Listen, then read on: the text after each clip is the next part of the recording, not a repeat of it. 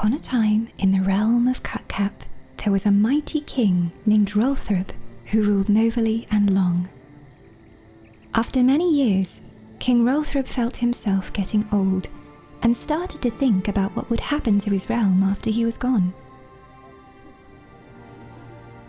Now this king was blessed with 2 sons, which normally would be a happy thing for an aging monarch. But in this case, it was a problem. For the younger son, who had been born of his queen, Prince Pigeon, was weak-willed and indifferent.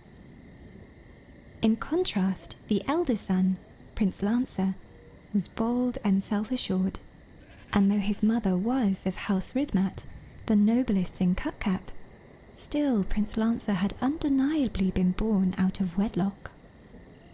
Now King Rolthrub was a wise king, and did not try to conceal that he favoured his elder son, Prince Lancer, as he was clearly the prince most fit to rule.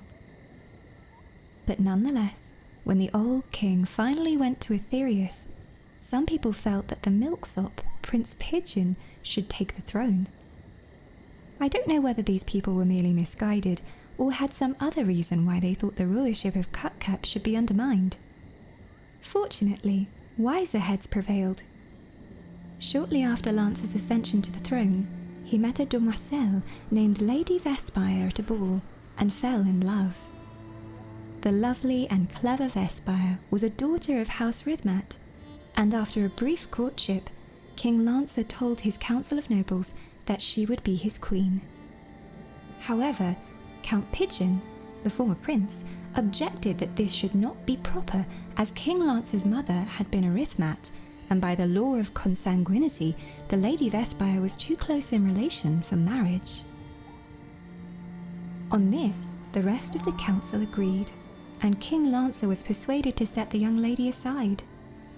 Upon hearing this news, Lady Vespire disappeared, said to have been carried off into the forest by a coterie of Nixads, and though the king sent out search parties, his lost love was never found.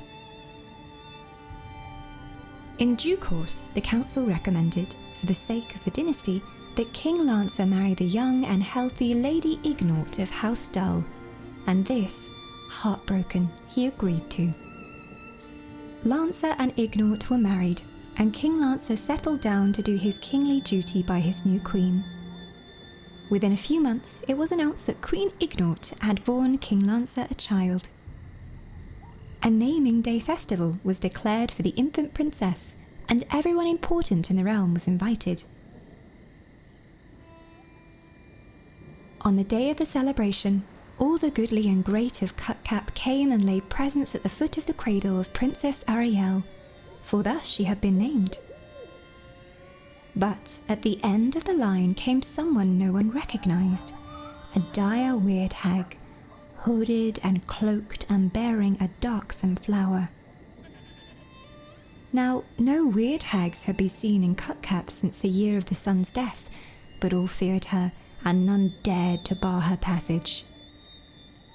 The weird hag advanced to the princess's cradle, and when she came to its foot, she threw back her hood and cried, "Behold, King Lancer, it is I, Lady Vespire, now a weiress of the weird." The gaily clad crowd fell back in horror, for the formerly pretty Lady Vespire now sported a large nose disfigured by unsightly warts. "By some oversight, you have failed to invite me to your daughter's naming day, and I have come nonetheless. And look, I have brought the infant princess a present." "What present is this?"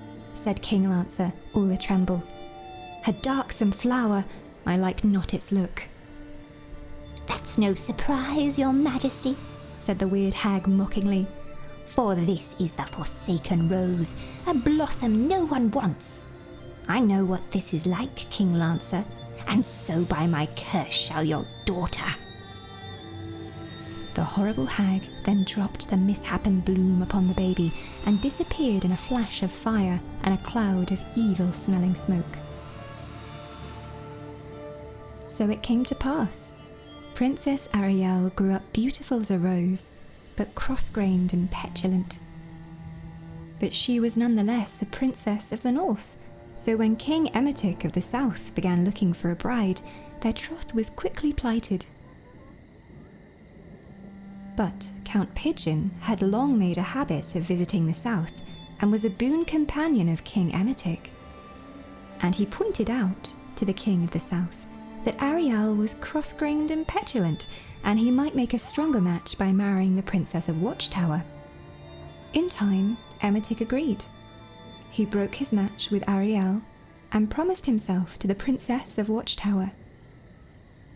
King Lancer, however, did not take this lightly, and swore he would go to war upon the oath-breaking King of the South.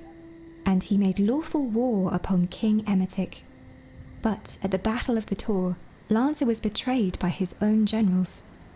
King Lancer was slain, his crown and Princess Ariel both disappeared, and ever since the throne of Cutcap has stood empty. But some say that when King Lancer was born, a twin sister likewise saw the light of the world, but she was spirited away by a weird hag to be raised in the forests. And this child, a daughter of both Rolfrob and Rithmat, herself bore a daughter, who was brought back to her maternal family. And this daughter was named Countess Eselde.